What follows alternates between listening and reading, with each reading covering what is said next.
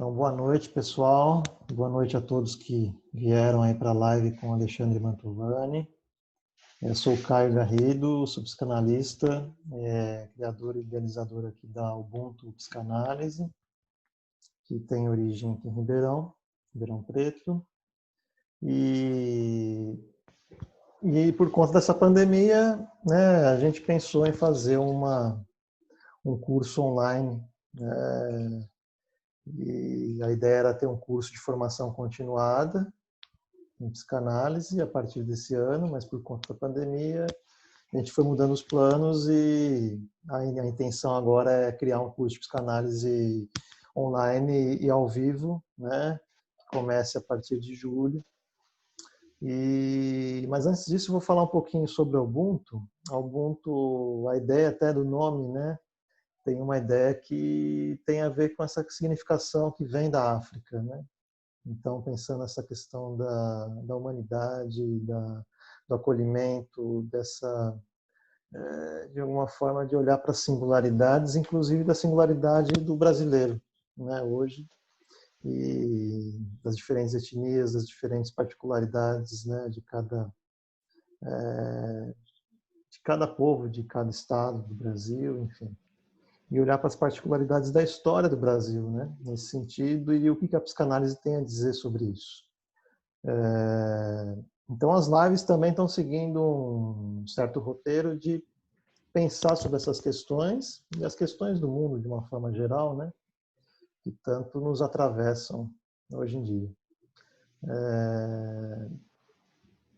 Então, assim, a gente começou com essas lives essa aqui é a quarta, né? E hoje a gente pensou em falar algo aí da relação do inconsciente com as religiões, né, afro-brasileiras. E convidamos o Alexandre, né? Vou apresentar o Alexandre para vocês, muita gente já deve conhecer, mas para quem não conhece, o Alexandre é psicólogo, formado pela USP, mestre e doutor em ciências pela USP, e psicólogo clínico especialista pelo CFP. Tem formação em grupo análise e psicanálise das configurações vinculares pela SPAGESP. Já atuou como docente da UFSCar e da USP, nas áreas de psicologia e ciências sociais. Atualmente ele se dedica ao trabalho clínico em psicoterapia psicanalítica de crianças, adolescentes e adultos, terapia de casais e supervisão. Realiza estudos sobre epistemologia da psicanálise, psicopatologia e na interface psicanálise e cultura. Então, agradeço muito aí ao Alexandre por ter aceito esse convite e fico muito feliz aí de a gente estar aqui hoje para iniciar esse projeto juntos, né? E ele também é um dos professores aí previstos aí no curso que a gente vai iniciar, pretende iniciar agora em julho, né? Quem quiser informações, eu vou deixar aqui no chat o endereço do site, tá? Já vou escrever ele aqui, o endereço aqui para quem não conhece ainda, que é ubuntupsicanalise.com. Lá no menu Home tem todas as informações sobre o curso que a gente está divulgando e sobre o Ubuntu. Mas eu vou deixar agora vocês com o Alexandre. Mais uma vez, obrigado. E vamos falar aí sobre o inconsciente e a experiência do sagrado nas religiões afro-brasileiras. Vamos lá. Certo.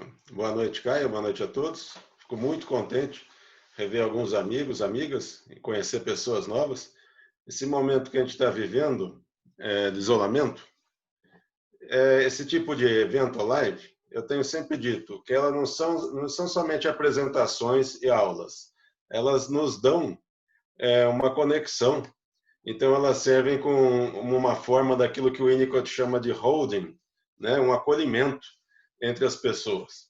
Então, nós estamos aqui para conversar sobre um tema, só que mais do que isso, nós estamos nos preparando para depois desse isolamento.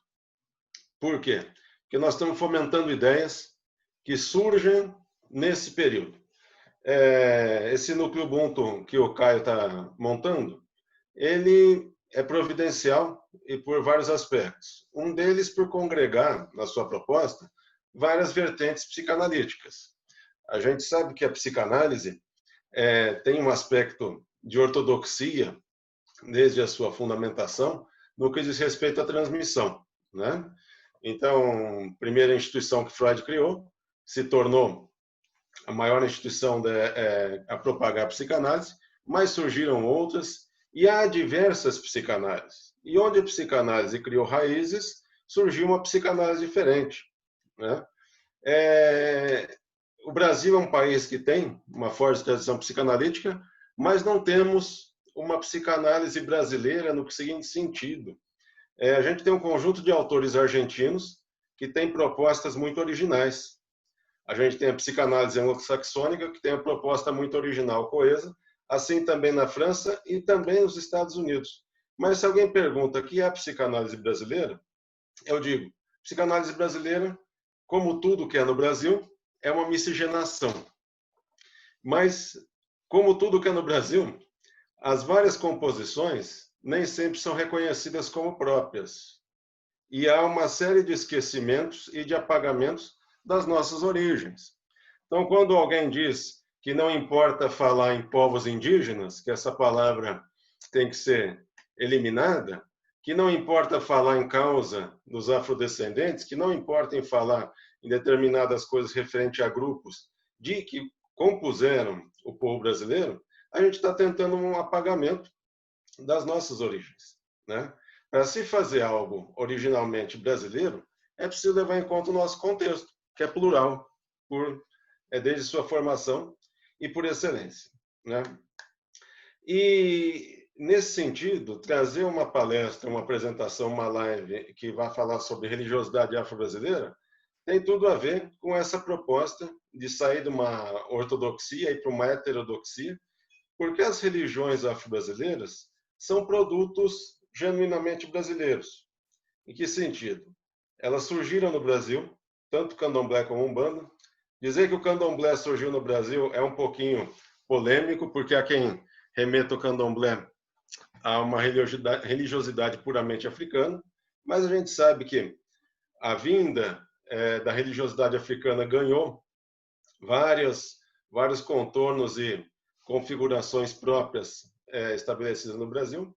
E a Umbanda, que é a religião que eu estudei durante 8 anos, semanalmente, em que eu frequentei terreiros no meu mestrado e meu doutorado, é um produto nacional. E eu sempre disse que era o produto genuinamente mais brasileiro que a gente conhece. Se eu pergunto para vocês quem representa o Brasil, vocês falaram que é o Carnaval? Não é. Por quê? Representa o Brasil em parte. Mas o Carnaval não é um produto nacional, não surgiu no Brasil. Se vocês disserem que é o futebol, muito menos. Não foi criado no Brasil, foi trazido para o Brasil. Se vocês disserem que é o samba tem uma criação brasileira, sim, né? Mas da mesma forma, uma vertente vinda da África, e o samba é a música litúrgica da Umbanda. Né? A Umbanda é uma religião que surgiu por influência de 3 vertentes espirituais: o catolicismo, o espiritismo e as religiões de matriz africana, o candomblé, o culto aos orixás. Então, a Umbanda sintetiza aquilo que vem da nossa origem. E ainda mais que a Umbanda surgiu como uma voz daqueles que estavam às margens. Então, tem um surgimento mítico da Umbanda que nem todo mundo conhece. Aliás, tem muita gente que não conhece a Umbanda, ainda tem uma série de preconceitos e imagens aí um pouquinho deturpadas sobre o que é essa religião brasileira. E o surgimento da Umbanda tem uma história mítica muito interessante.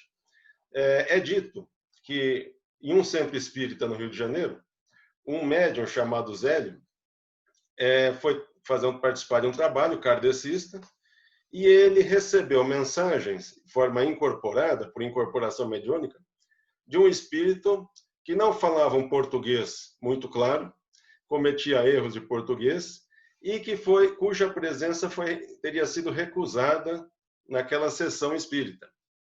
Então, o espírito disse que ele era um índio, era um caboclo, e que ele iria então formar um grupo próprio, onde nenhum espírito seria excluído. E aí então Zélio, o médium que recebeu esse espírito, vai fundar o primeiro centro de Umbanda do Brasil. Isso é uma história mítica, existem vários centros de Umbanda, existem várias Umbandas, mas a origem dessa religião é essa. É como uma tentativa de dar voz àqueles que eram excluídos, no plano espiritual, mas também na sociedade brasileira. Por quê? Em que consiste o culto da Umbanda? A Umbanda consiste no culto a espíritos, né? Pessoas desencarnadas, ou seja, mortos, que se manifestam pela mediunidade, pelo fenômeno de incorporação por espíritos, ou possessão, como era chamado. E quem são esses espíritos? São índios, os chamados caboclos, pretos velhos, espíritos que seriam escravos, boiadeiros, baianos, as figuras como pombagira, que seriam mulheres, por exemplo, até prostitutas, que se presentificam no culto de Umbanda, ou seja, figuras componentes da sociedade brasileira e que ali se tornam o quê? Divindades cultuadas no momento sagrado. Por isso, essa live recebeu esse título, Inconsciente, a experiência do sagrado na religiosidade afro-brasileira. Aquilo que era socialmente recalcado, deixado às margens, se torna uma divindade, se torna uma experiência do sagrado. Ora, essa operação social que a Umbanda fez é análogo ao que se faz em uma psicanálise, em que aquilo que se tenta deixar de lado, deixar-se oculto, recalcado, aparece e tem que receber uma atenção, porque aquilo que é recalcado traz uma verdade sobre o sujeito em análise. Então, o que eu digo em paralelo? A Umbanda traz verdades sociais que vêm à tona, tal como a psicanálise também faz. A psicanálise no âmbito do sujeito, na singularidade. A Umbanda numa esfera social. Mas quando a gente entra no estudo da Umbanda em profundidade e dos praticantes, a gente vê essa emergência do social articulando sentidos profundos para o sujeito. O que eu quero dizer com isso? De modo muito simples. A experiência singular de uma pessoa recebe significados no terreiro de Umbanda. E isso de forma bastante profunda, bastante intensa. Certo?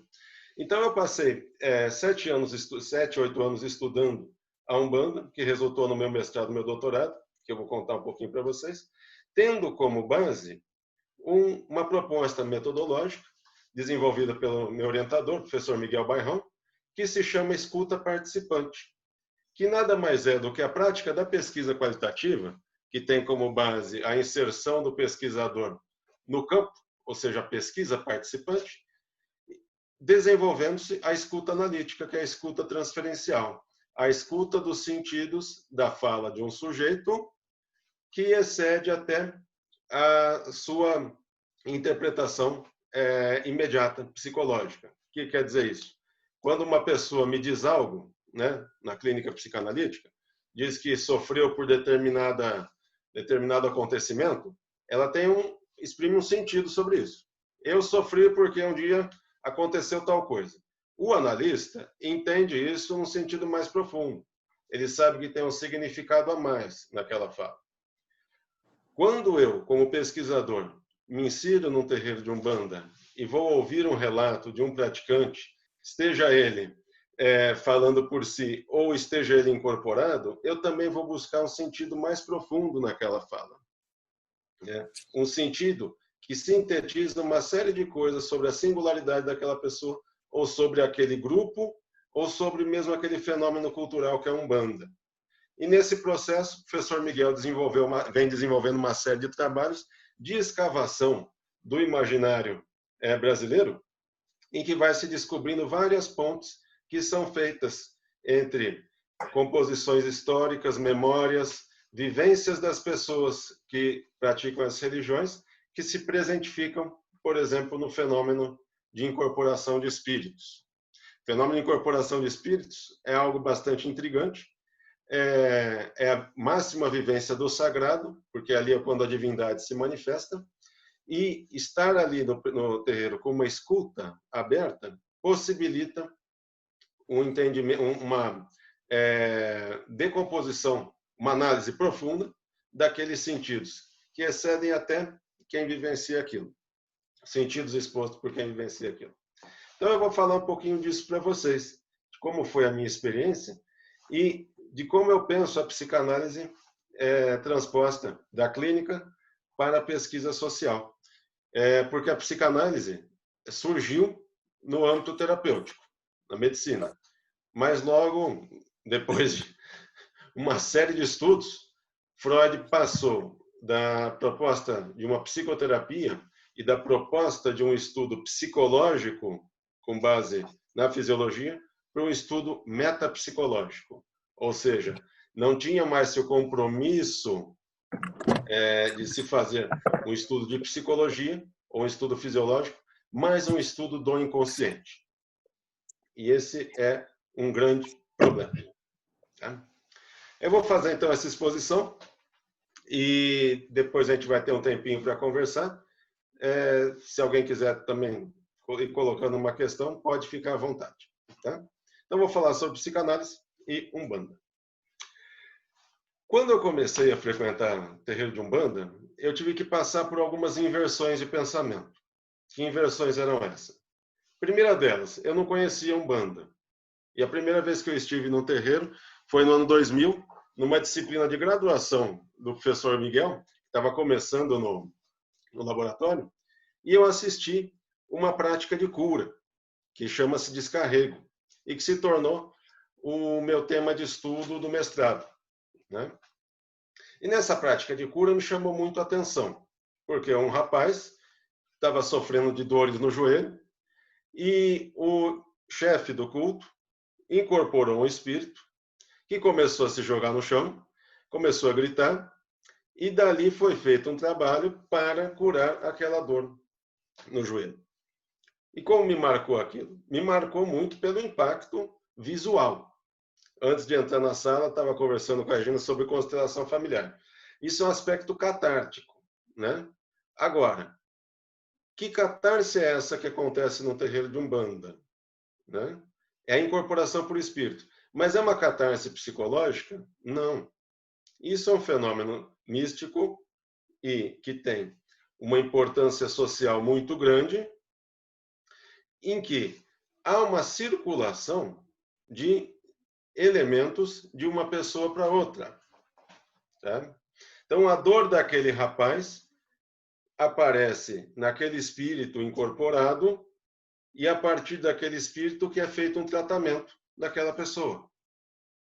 Ou seja, não há uma noção de que a doença seja meramente uma disfunção de um paciente, como a gente tem no modelo biomédico. Se uma pessoa tem dor no joelho, o que tem que fazer? Tem que operar o joelho, porque o joelho é uma coisa, é uma articulação que tem ligamentos, que tem musculatura, e que tem ali uma disfuncionalidade. Na Umbanda não é pensado assim. Na Umbanda se pensa que a doença tem um motivo, e esse motivo está ligado a um espírito, portanto, é uma doença personalizada. Há um mal singularizado e um mal-estar que tem cara e que tem nome. Portanto, a doença não é localizada como uma coisa. Ela tem uma causa que excede, que é mística espiritual. E que comporta um sentido subjetivo. Ora, essa é a primeira ponte com a psicanálise que a gente faz. Porque em psicanálise, a gente não trata o sintoma como uma mera disfuncionalidade. Então, Freud partiu de onde? Partiu dos sintomas conversivos, ou seja, sintomas somáticos manifestados por pacientes histéricas. E logo ele descobriu o quê? Que por detrás daquela conversão, o sintoma, havia um enredo que mostrava um aspecto muito profundo da subjetividade. Né? Então, a Dora, por exemplo, um dos grandes casos do Freud, que tinha uma rouquidão, uma afonia, aquela afonia tinha a ver com experiências que estavam localizadas na memória dela, né? e que produziam um sintoma. Mas essa experiência era subjetivada. Portanto, a psicanálise, tal como na Umbanda, não trata a doença como uma coisa desprovida de sentido, uma mera disfuncionalidade. Há algo personalizado, algo pessoal que aparece com a doença. Tá? Então, isso é um paralelo e um primeiro ponto que é interessante entre a psicanálise e a Umbanda. Se eu entro num terreiro de Umbanda, eu sou interpretado enquanto pessoa. Eu não vou receber um tratamento como genérico, como para qualquer um. Se eu vou para um divã psicanalítico, é a mesma coisa. Eu vou ser interpretado enquanto sujeito. Né? É que em psicanálise sujeito inconsciente, mas também enquanto pessoa. Não há um tratamento genérico e homogêneo para todo mundo. Por isso a psicanálise é heterogênea, por excelência. Cada psicanalista desenvolve uma psicanálise. Cada clínica psicanalítica desenvolve uma psicanálise, cada grupo psicanalítico desenvolve uma psicanálise, tal como cada terreiro de Umbanda desenvolve a sua Umbanda. Então essa foi uma primeira experiência, que foi fazer ponte lá com o meu mestrado. E quando eu ingressei no mestrado, desenvolvi um estudo sobre práticas de cura, sobre isso que eu chamei de descarrego, e na Umbanda também era chamado de transporte. Esse fenômeno em que uma pessoa, no tratamento espiritual, uma pessoa incorpora um espírito, né? E essa incorporação revela a causa da doença e a partir da incorporação que se faz um tratamento. E o que eu entendi nesse estudo, que foi, em grande parte, um estudo etnográfico? Que na Umbanda, a doença, ela tem esse aspecto personalizado e ela significa um afastamento do sujeito com a religião. Tá? Para um bandista, todo mundo é perfeito e deveria viver uma saúde perfeita. A ausência da saúde, ela é causada pela desconexão da pessoa com a espiritualidade, com a vivência do sagrado. Então, quando uma pessoa vai a um terreiro de Umbanda, ela vai com uma queixa e um pedido de tratamento, de resolução de algum conflito. E ela sai de lá como? Com um convite para participar da religião. Mas uma pergunta, uma pesquisa foi realizada em qual cidade? Todas em Ribeirão Preto. Tanto meu mestrado como meu doutorado. Depois eu posso falar o nome dos terreiros onde eu fui. A minha grande contribuição no mestrado foi ajudar a revitalizar um terreiro de Umbanda. Muita gente até hoje entra em contato para me perguntar que terreiro é esse, e eu sou muito grato de ter, fico muito contente de ter ajudado nesse sentido. Mas então a pessoa entra no terreiro de Umbanda procurando a solução para algo e ela recebe um convite, o convite de participar naquele universo. Ora, isso acontece também na psicanálise. Quando uma pessoa procura um analista, a menos que seja um psicólogo em formação, que já quer a psicanálise formalizada, mas aí ele se dá mal, porque não se busca psicanálise em termos teóricos, se busca psicanálise pela angústia. Quando a pessoa procura uma clínica psicanalítica, ela entra lá para resolver um problema e sai de lá com um convite. O convite é conhecer a si mesmo através da psicanálise, que é uma prática interpretativa de livre associação. A diferença é que um é um meio social, outro é um meio clínico. A gente explora o mito individual, como Lacan chama, o mito individual do neurótico. A outra, a gente explora essa pessoa nessa faceta mística social da Umbanda. Por quê? O que está em jogo, tanto na religião quanto na psicanálise, é uma coisa que Lévi-Strauss chamou de eficácia simbólica, que são operações de sentido que se faz numa prática de cura espiritual. O que é isso? Quando uma pessoa tem uma doença, ela vai a um determinado profissional para resolver essa doença. Né?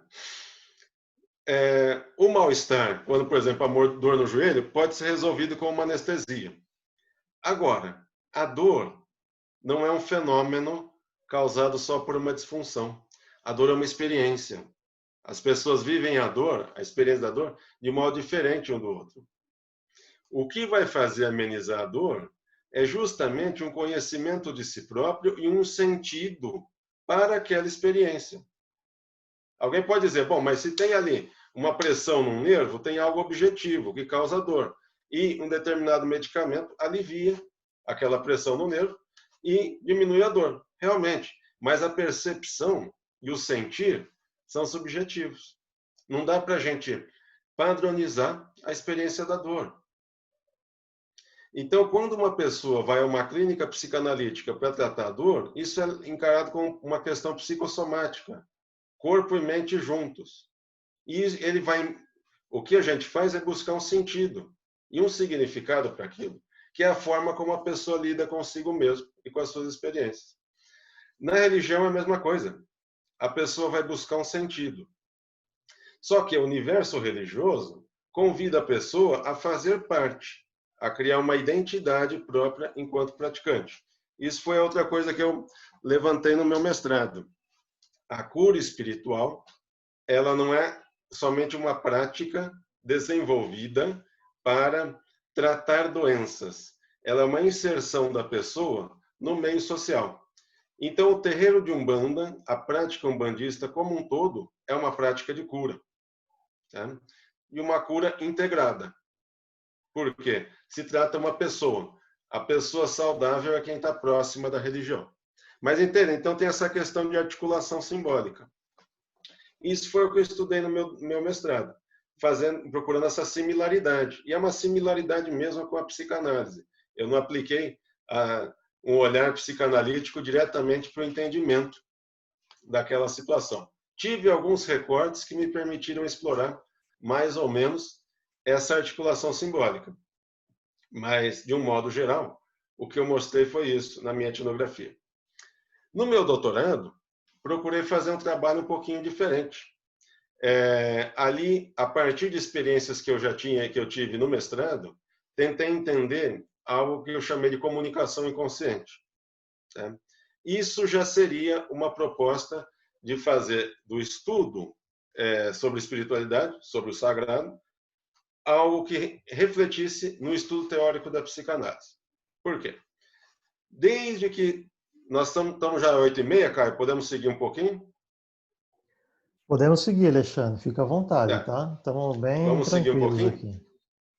Então,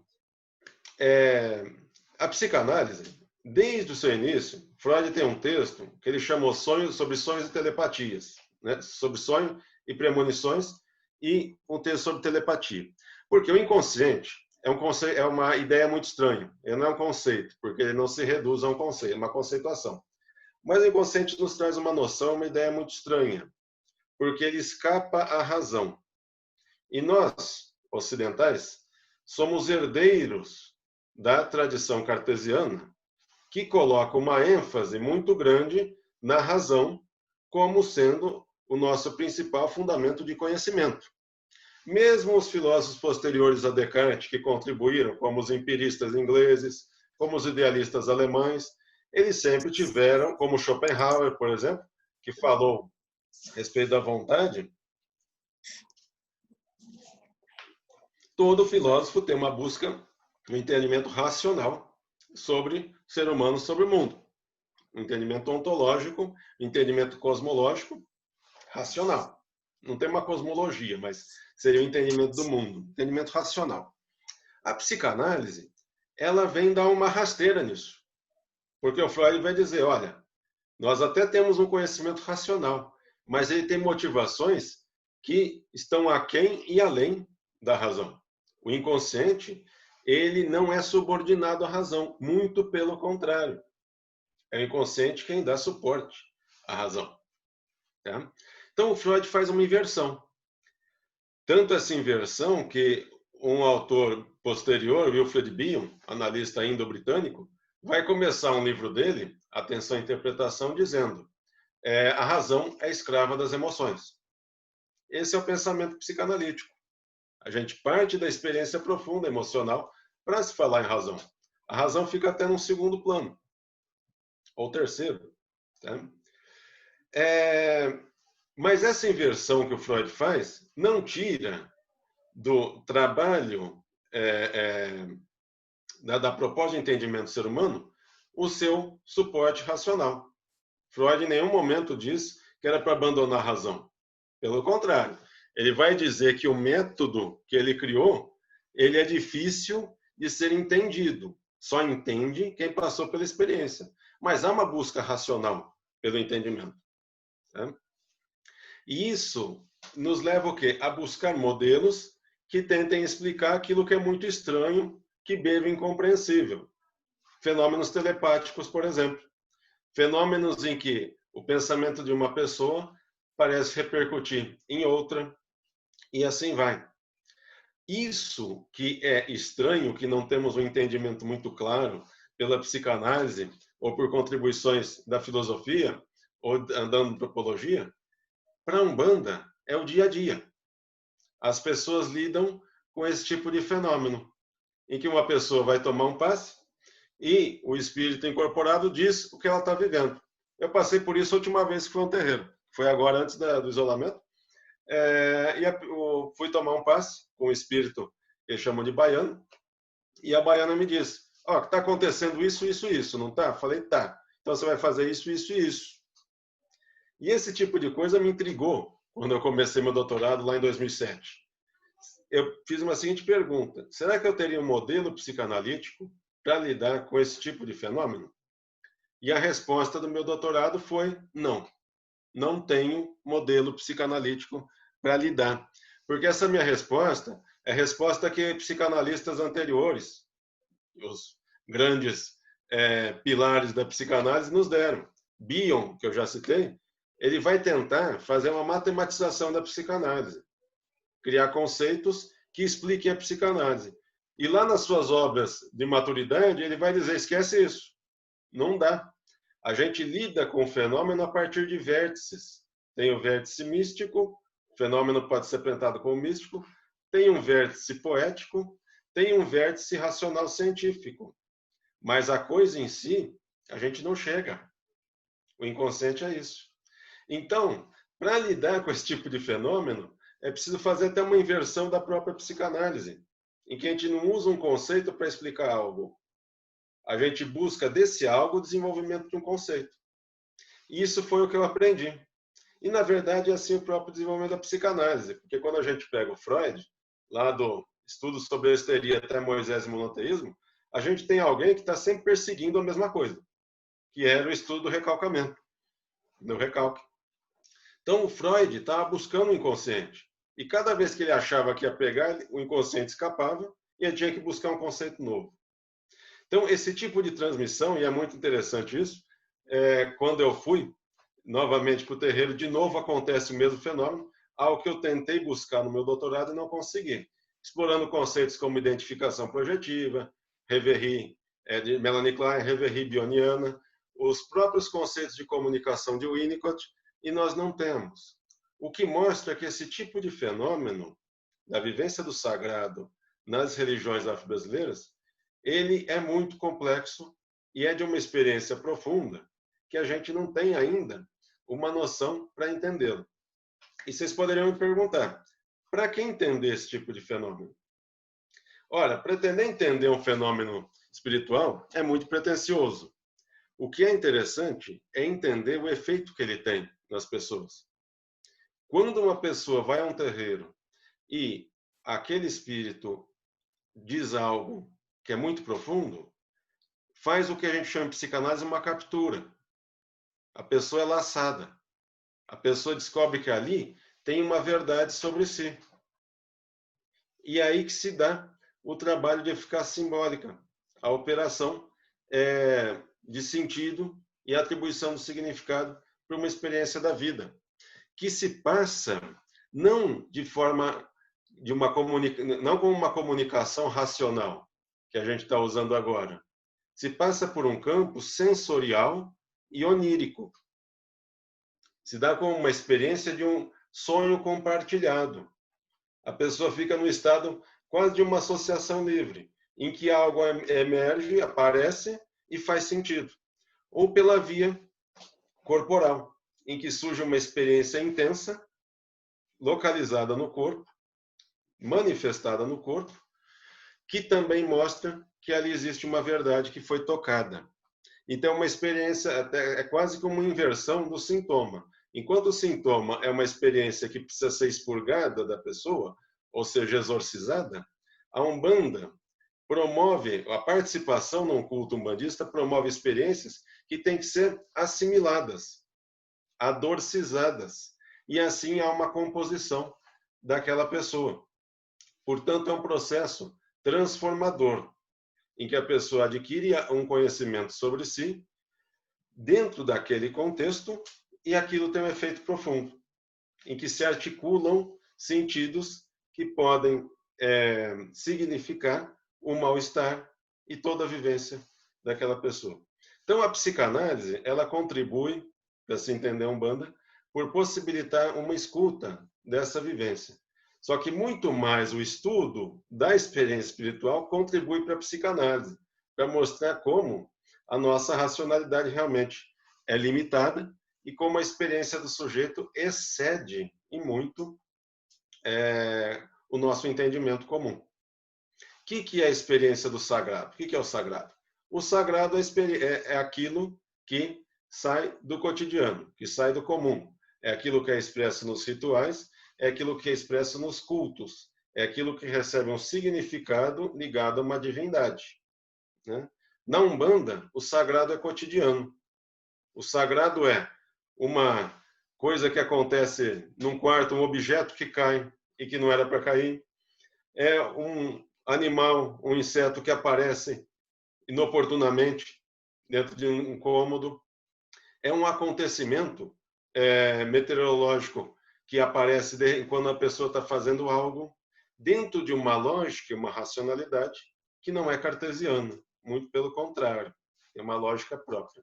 Então, a psicanálise nos instrumenta de um lado para lidar com esse tipo de fenômeno, mas ela ainda é insuficiente pelos seus conceitos explicados. O que a psicanálise nos fornece é a possibilidade de imersão na experiência e essa busca de sentido. Chegamos em 20 para as 8. Querem abrir um pouquinho para a conversa? Legal, Alexandre. Obrigado aí pela exposição. Vamos abrir para a conversa com o pessoal. Só vou aproveitar a oportunidade de fazer a primeira pergunta. Depois Fica à eu abro vontade. para o pessoal. Eu fiquei pensando aqui na questão da articulação simbólica que você falou, né? Na psicanálise, para a psicanálise acontecer, é preciso que a pessoa acredite de alguma forma, né, naquilo. Que ela vá até o psicanalista e bote fé naquilo, né? Que tenha um grau de resistência que seja não tão grande para poder ir além e, enfim, que aquilo possa oferecer algum tipo de sentido para ela. Na experiência na Umbanda, isso também é verdade. A pessoa precisa acreditar naquilo para que ela obtenha os benefícios curativos. Sim. É que aí a questão é o que é acreditar. Porque a crença é um fenômeno cognitivo. Mas o que é acreditar em psicanálise? O que é acreditar no analista? É um fenômeno que não é cognitivo. É um fenômeno inconsciente que é a transferência. Que é a vinculação profunda que se passa entre analista e analisando. Eu me disponho a fazer livre associação no divã da minha analista, que já não vou faz um tempo, mas fui por 22 anos, porque tem uma relação transferencial, porque ela ocupa um lugar simbólico para mim. A religiosidade é a mesma coisa. Uma pessoa que nasceu num berço católico ou num berço judaico carrega marcas. O próprio Freud carregava marcas do seu berço judaico. E boa parte do seu trabalho ele foi lutar um pouco contra isso. Nunca negou, mas ele lutou. Moisés e monoteísmo é quase que uma desconstrução do judaísmo, né? Então, e é interessante isso, como algumas religiões, como a Umbanda ou as religiões orientais, acabam se tornando interesse de pessoas que vêm de um berço católico, de um berço judaico, de famílias até de uma religiosidade tradicional, que perdeu o sentido da espiritualidade, mas nessas religiões começam a ganhar um outro sentido, até pela diferença, por serem estranhas, por promoverem esse tipo de experiência. Então, o que se passa, tanto na psicanálise quanto no terreiro de Umbanda, é essa vivência profunda, que se não houver, da parte do analista, no encontro da parte do analista e do analisando, não se dá uma psicanálise também. Né? Legal, Alexandre. Obrigado. Eu gostaria... Vai abrir para perguntas? Vai sim. Isso. Pode perguntar. Posso? Eu não sei se eu vou conseguir elaborar muito bem o que eu pensei aqui, mas essa questão que o senhor falou do sagrado que está no cotidiano do umbandista, lá na concepção da Umbanda, dentro da psicanálise, não a questão do sagrado na psicanálise, mas sim, a vivência numa situação de tratamento psicanalítico, por exemplo. Teria que ser uma coisa mais ou menos parecida. Uma pessoa que vai se colocar em análise, ela vai ter essa situação. Não sei se eu estou conseguindo explicar, que acho que minha cabeça deu uma bagunçada. Essa experiência de vivenciar como é na Umbanda.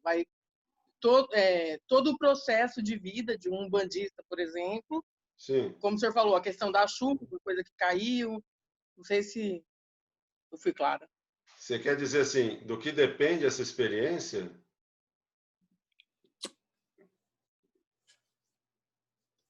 Acho que mais ou menos isso. A questão do cotidiano, né? Uma pessoa que tem um problema, uma questão para olhar, para resolver, sim, ela vai precisar vivenciar também o seu cotidiano, o seu dia a dia. Sim. Ninguém procura uma psicanálise se não houver uma angústia, né? Com certeza. As pessoas que procuram qualquer agência de saúde, e a agência de saúde não é posto de saúde, é qualquer local que ofereça um tipo de tratamento, tem angústia. Essa angústia pode estar manifesta como uma dor física, por exemplo, ou como ansiedade, ou como depressão e várias coisas. Mas quem procura um centro religioso também tem uma outra experiência, que é a vivência do sagrado. Tá? E que pode se dar mais ou menos de forma mais ou menos angustiante. Mas as experiências iniciais causam angústia porque causam estranhamento. Então, quando a gente vai ver a experiência de vida dos médiuns, geralmente surge com uma angústia, um acontecimento, sinais que eles reconhecem de incorporação por espírito, que se for por uma instituição de saúde formal... Oi? Desculpa? Está sumindo. Desculpa. Está sumindo. Então, se uma pessoa tem uma experiência angustiante, né, e ela vai para uma determinada agência de saúde que interpreta aquilo como um problema somático, é uma coisa. A pessoa está com formigamento na mão. Aí vai lá, não se descobre o que é, dá um remédio, manda fazer uma fisioterapia. Esse formigamento na Umbanda pode receber outra interpretação e dali começar uma experiência sagrada e mística, consagrada, né? Mas, de qualquer forma, as pessoas que buscam algo é porque tiveram uma vivência que interrompeu um fluxo. Tá? Porque o nosso cotidiano, ele é fluido. Nós que tentamos deixá-lo mais encaixado. O isolamento veio mostrar isso. Uma das coisas que veio mostrar foi isso. Que a gente tem um pretenso controle das coisas. Mas o que se passa excede muito. Vocês conseguirem... Você diria que o nosso cotidiano é líquido? Quem está perguntando? Eu.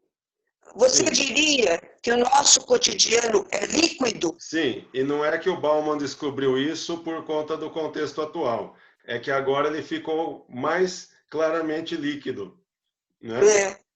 Porque antes o que tinha era tentativas mais rígidas de se solidificar o cotidiano. Mas ele é líquido. E pior, ele é gasoso. Ele é mais fluido ainda. Dependendo da forma como a gente olhar, ele é mais fluido ainda.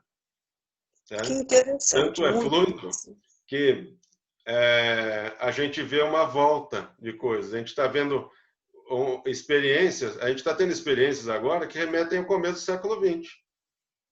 Aparecimento de símbolos neonazistas circulando por aí. Onde que estava? Estava na memória. Apareceu. Tá?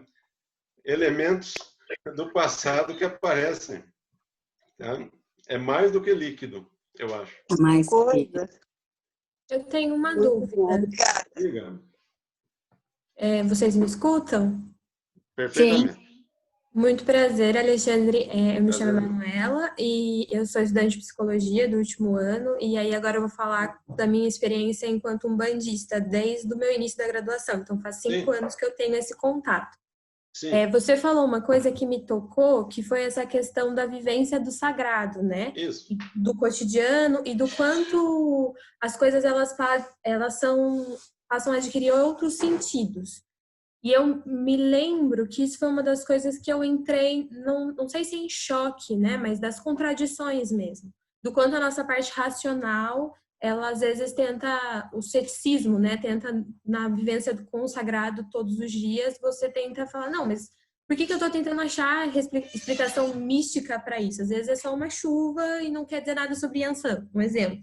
Uhum. Mas a minha dúvida é se a gente consegue atribuir um juízo de valor, não sei se seria essa palavra, para essa vivência do sagrado cotidiana.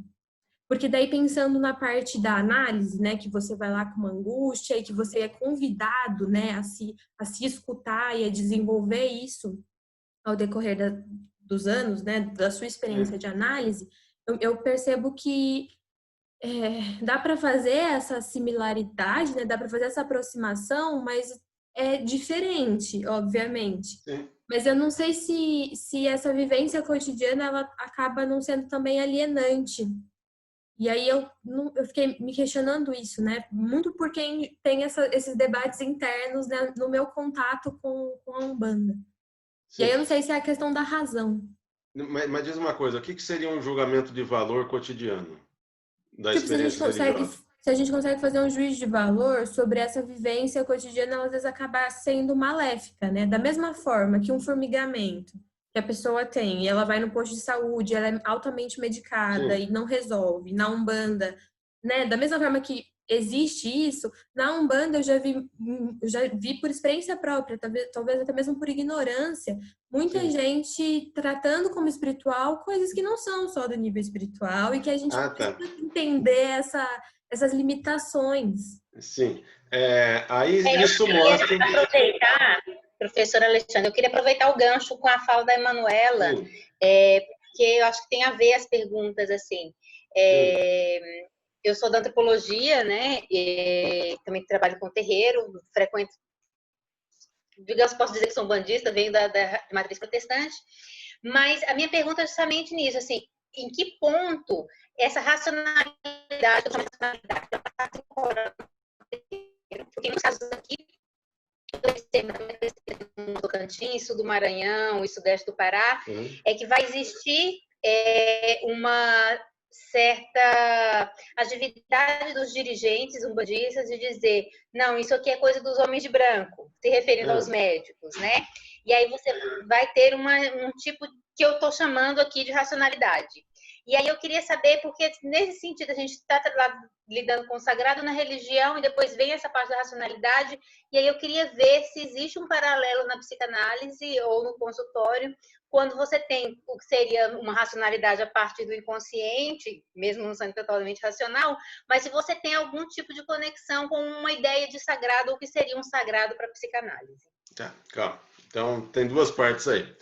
Primeira parte, o que a gente estava falando da relação líquida, né? Que eu falei gasosa.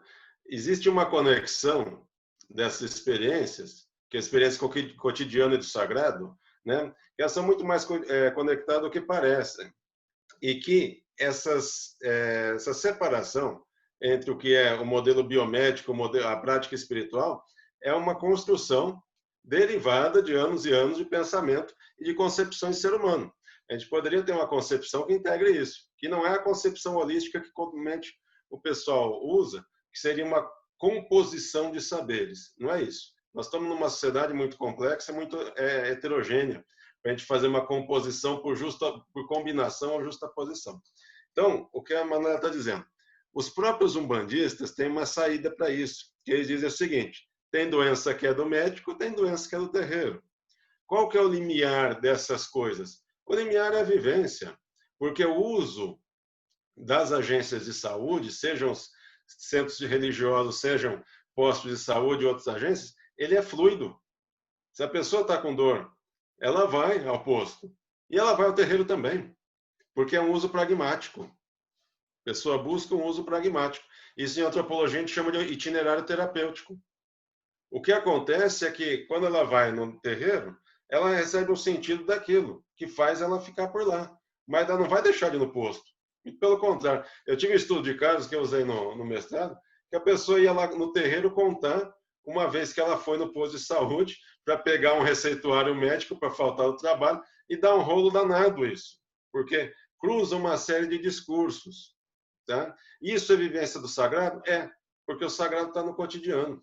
A separação entre o sagrado e o profano também é ocidental e racional. Eliade, outros grandes historiadores da ciência da religião que criaram isso. Porque nas comunidades tradicionais não europeias, mesmo nos gregos pré-socráticos, não tinha essa descontinuidade. Agora, de uma experiência, vamos dizer, sacralizada da psicanálise, ou do sagrado dentro da psicanálise, algo nesse sentido, existem duas formas. Uma forma é o que o Bion chamou de experiência última, o que aí seria buscar aquilo que excede realmente nossa compreensão, que seria uma vivência do sagrado não religiosa, porque a psicanálise não é uma religião. Só que existe uma institucionalização religiosa da psicanálise que cria idealizações e aquilo que o Freud chamou de fenômeno de grupo, em que pode acontecer a religião que o Freud criticava. Existem alguns autores que tentam explorar o judaísmo na psicanálise, mostrando o quanto a psicanálise é herdeira da prática interpretativa judaica, o Midrash. O Lacan, inclusive, toca um pouco esse assunto, mas tem um analista lacaniano, Gerhard Haddad, que se dedica a isso, e mostrar como a psicanálise está embebida dessa prática, que é uma prática da religião formal judaica, litúrgica, não é a prática mística ou cabalá, mas tem ali esse aspecto. Então, há possibilidade de continuidade. É que os analistas, por formação, tradicionalmente não se interessam tanto pelo estudo místico, tal como a psicologia analítica junguiana explora ou até a fenomenologia. Mas dá para fazer essa conexão. Lacan dizia, não desprezem as jaculatórias místicas, pois elas têm tanto valor quanto as minhas palavras. Alexandre, eu Diga. posso perguntar uma coisa sobre o sagrado? Eu sou terapeuta corporal, meu nome é Célia. Para mim, o sagrado, é mais ou menos como terapeuta corporal e como fui bailarina, é o ar que eu respiro. E é um tipo de, como se fosse um vento, sabe? É como se o meu coração batesse com o sagrado. Então, na minha profissão, quando eu atendo, sempre é o meu corpo sagrado atendendo. Quando eu faço terapia, também é o meu sagrado que está ali, porque eu faço questão de estar presente na terapia, porque senão eu não cuido de mim mesmo. E eu acho que na Umbanda, eu já fui uma vez, eu não me senti encaixada. Eu achei aquilo um pouco fora da realidade. Isso é normal? Da sua realidade, sim. Porque o que é normal, né, Célia? Porque a minha realidade é muito do corpo, sabe? E eu faço... A Umbanda é extremamente corporal. Então, o corpo é o veículo privilegiado.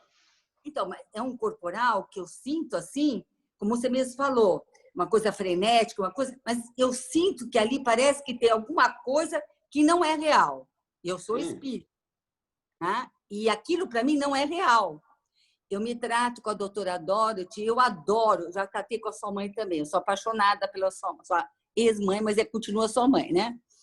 Eu adoro fazer terapia quando eu tenho essa identificação. Eu acho que o sagrado seria você ter uma identificação com a Umbanda e viver a Umbanda ali, mas viver a doença do corpo e da alma na psicologia, na terapia. Desculpa. Não, é só que essa questão de identificação, é por isso que eu falei, ela é muito profunda. Possivelmente a Umbanda te transmitiu algo que excedeu um pouco a compreensão. Por isso ela ficou estranha para você. Né? Mas quando o doutor Renato, por exemplo, sentava no leito de um paciente e aí ele descobria... eu estava conversando com a Regina antes, e ele descobria ali, ele via a pupila do paciente e que ninguém mais via, ali era um gesto, né, que excedia o comum. Ali Eu vou você chamar aquilo de sagrado? Talvez. Então, eu acho que Talvez. isso é sagrado, como a tua mãe era sagrada para mim. Mas veja, é sagrado aqui, eu estou usando conceitualmente o Então, conceito das ciências da religião. Aquilo então, que... não, mas é né? sagrado? É isso que eu queria te perguntar. Que eu acho que eu sou muito essa coisa do movimento, né? Então, por que será que aquele movimento da Umbanda pareceu tão irreal? Porque eu acho que, então, será que eu estou acostumada com o movimento que é pausado, é estudado? É. Aí, Célia, você vai me dar a liberdade de dizer, porque eu acho que foi muito intenso. Eu repensaria essa experiência. Eu diria isso.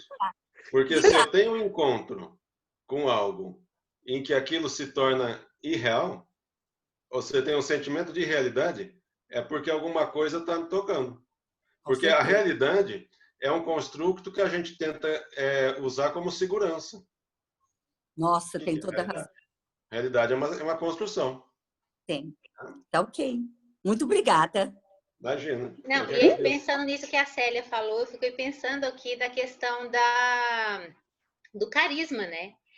Do dirigente, porque tem muito disso também, né? Mesmo na Umbanda, ela não é geral, né? Você vai num salão, você às vezes se sente mais próximo, em outro não, porque depende muito também do carisma do dirigente, assim como do carisma do psicanalista e do psicólogo. Isso. Que às vezes você vai em um monte deles e você fala, ok, até que você é fixado por aquele psicólogo, Isso. psicanalista também. E aí vai ter essa questão que o Caio está trazendo, que é a transferência.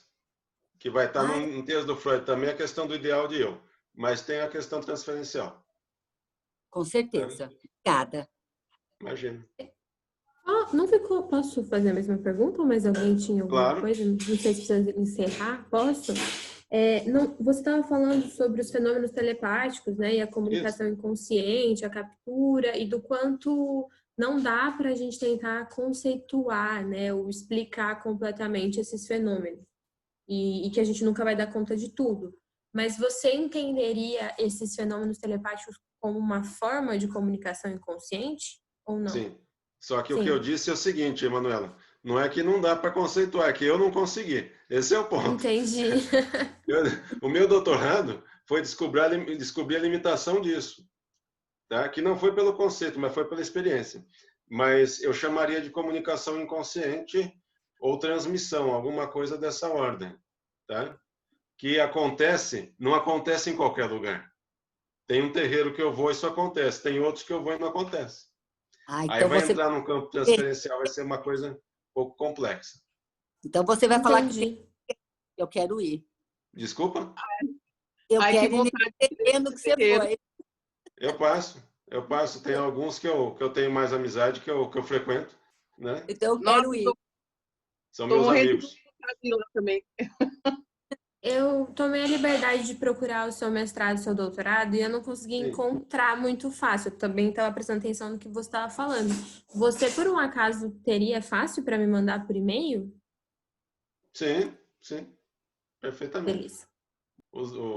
Os que eu conheço, sim. Inclusive, alguns têm página no Facebook. Sim. Olha!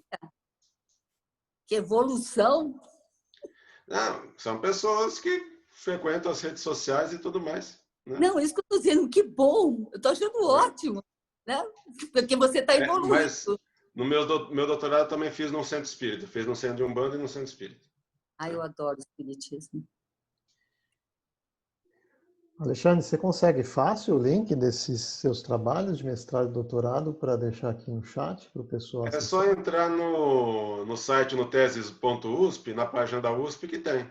Legal. Vai ter uns homônimos meus, mas vai ser fácil reconhecer, porque tem os trabalhos de ciências agrárias, não são os meus, são os trabalhos de Umbanda. Então, entra no teses.usp, na página da USP, tem meu mestrado, tem meu doutorado.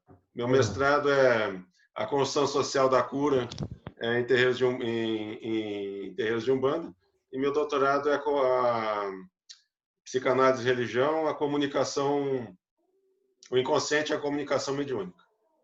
É fácil de achar. Alguém tem mais uma pergunta? Deixa eu fazer. Eu vou deixar meu e-mail aqui, se alguém quiser. Fica fácil. Então a gente vai para mais uma pergunta, tá, pessoal? A gente finaliza depois disso. Alexandre. Oi. Oi. Uma vez meu pai foi chamado porque uma criança aparecia sempre machucada, um nenê. Sim. Certo? Uhum. Ele entrou na casa e ele falou: a babá tem a capacidade de locomoção de objetos. Sim. Você acredita? Acredito. Do seu pai, E a acredito. criança, ela locomoveu objetos. Como é que pode? Do seu pai, acredito. Como é que ele... Isso é comunicação inconsciente. Tá? Não pergunta o que é. Comunicação inconsciente? Mas é isso que eu tentei citar como comunicação inconsciente. Que você vai achar coisa em parapsicologia. Mas essas são tentativas de conceituação. Essa vivência profunda é muito difícil de rastrear. Mas é uma sensibilidade. Tá bom, obrigada. Por isso que precisa escrever a história do seu pai. Precisa mesmo. Então, a série não estava, mas nós vamos escrever. Obrigada, hein, Alexandre. Foi muito bom. Alexandre, você pode estar falando mais um pouquinho sobre tudo isso, que está muito interessante? Eu não sei se excedeu, né, Caio? Olha, para mim tá ok, viu? Se você quiser falar mais um pouco, vai também no seu tempo, tá, Alexandre? Eu fiquei pensando também na questão do Freud. Sim. Mas fica a seu critério, continuar ou a gente termina daqui uns 10, 15 minutos, ou a gente pode terminar agora. O que você acha? Só contar mais algumas coisas que são interessantes. Quando eu fiz um dos terreiros que eu pesquisei, o terreiro Pai Joaquim do Congo, que é esse que eu frequento mais, fica aqui na Vila Mariana, Vila Carvalho, aqui em Ribeirão. Ali perto da Avenida Brasil, Tomás Alberto Ottoli. Quando eu comecei a frequentar, em 2003, na minha pesquisa, eram 2 dirigentes, um casal, já de idade, Dona Tonica e o Sr. Aguinaldo, que dirigiam o centro, e a filha deles hoje é a diretora. E eu tive a oportunidade de frequentar, eu frequentava semanalmente, que nem eu fazia análise semanalmente, 4 vezes por semana, eu ia toda semana no terreiro, às vezes mais de uma vez por semana. E eu participava de um trabalho, que era quarta tarde, que era só um trabalho de cura, chamado transporte. E uma vez eu cheguei lá, sentei na frente de uma preta velha incorporada, mediunicamente, para uma médium que era uma médium fantástica, tinha uma sensibilidade enorme. E essa preta velha, que chamava Mãe Maria, esqueci, tem lá no meu trabalho. Ela disse assim para mim: e aí, filho, alguma novidade? Eu falei não. No que eu falei não, o Sr. Aguinaldo ele era muito direto. Ele falou: presta atenção quando alguém da espiritualidade pergunta se tem uma novidade. E aí, quando ele falou isso, eu comecei a contar de um sonho. E aí teve toda uma interpretação. Isso é operação lógica, tá? Que se faz transferencialmente. Tá? Isso acontece na psicanálise. Tá? Quando um analista interpreta, ele produz um corte da pessoa em que ela começa a associar. Tá? Então, a Umbanda, que eu digo, a gente, quando começou com o trabalho e tudo mais, o Miguel tinha uma proposta que excedia muito o nosso entendimento enquanto alunos. Eu fui primeiro, eu e meu amigo Fábio Leme fomos os primeiros alunos do Miguel. Excedia muito o nosso entendimento. A gente entrava para entender. E, na verdade, o que a gente foi entender é que a Umbanda explicava a gente. E a Umbanda explicava a psicanálise. Então, você vê a articulação da pessoa, de dizer, olha, quando alguém te pergunta uma novidade, presta atenção no que ele está dizendo. Eu fui entender essa fala muito tempo depois, porque a novidade é um convite. Né? Se eu digo não, eu estou encerrando a conversa. Entende? Então, é um universo de uma sutileza e de uma precisão muito grande. Não estou dizendo que os umbandistas sejam psicanalistas, não é isso. Eu estou mostrando como existem essas operações e como elas são certeiras, como elas conseguem atingir a pessoa em profundidade. Tá? Isso é só na Umbanda? Não. Isso se dá na vivência espiritual quando tem essa possibilidade de troca, de aproximação intensa.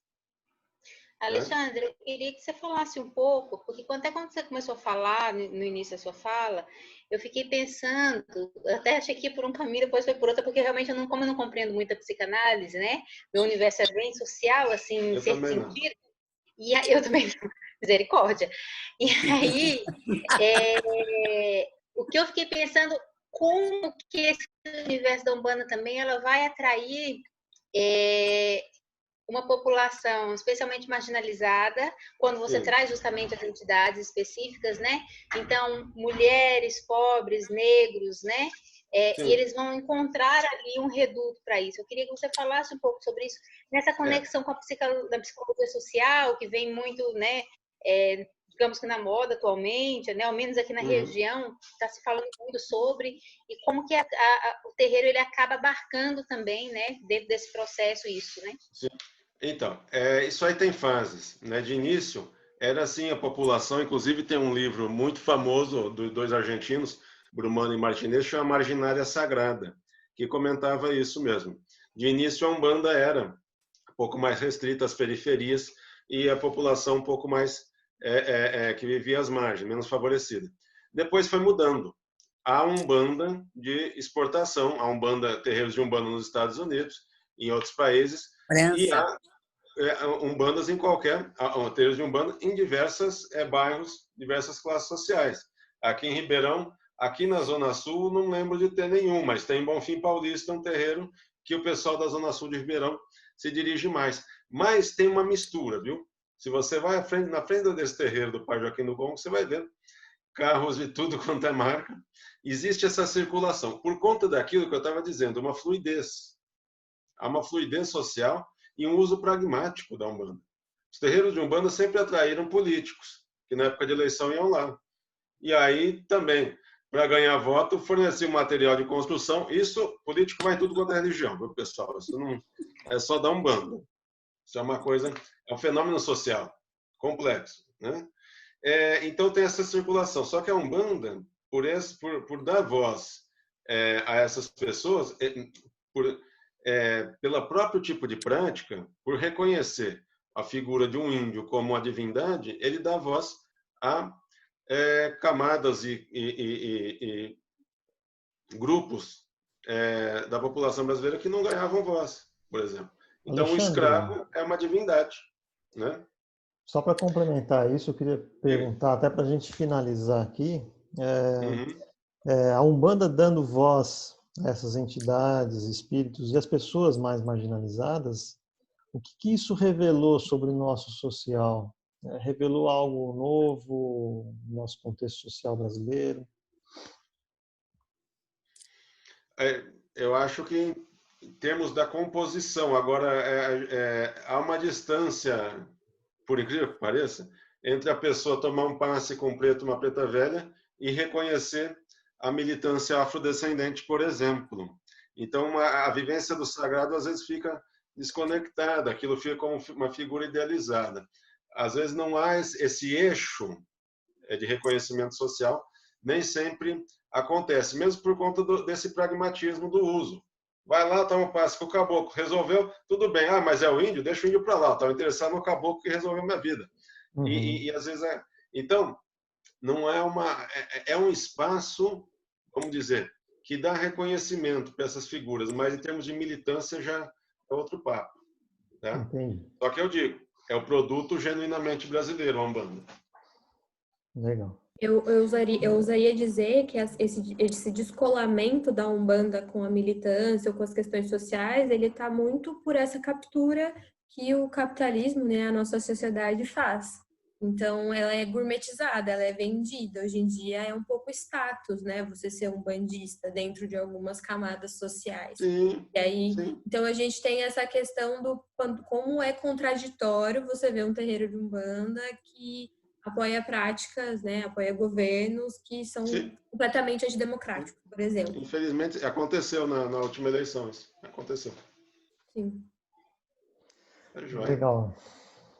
Obrigado, então, Eu queria dizer um grande obrigado aí para Alexandre Mantovani. Eu que agradeço.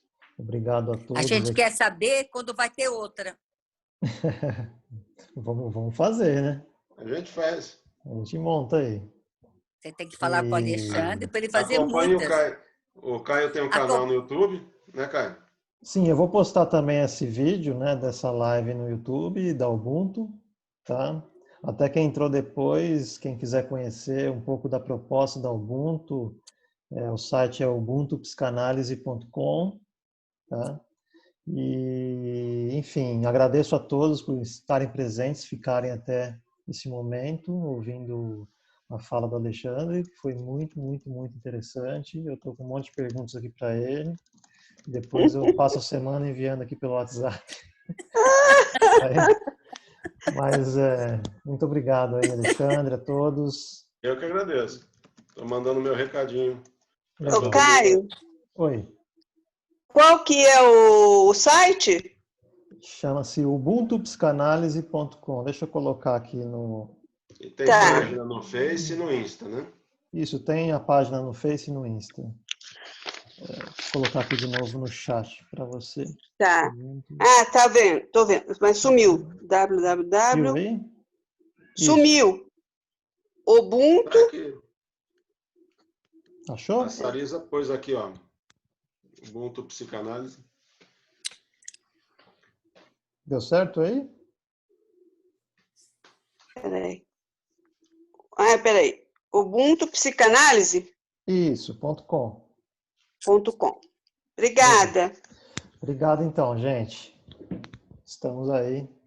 Obrigado, pessoal. Boa noite. Boa semana. Boa noite. Obrigada a Boa vocês. noite. Até mais. Tchau, tchau. Obrigado por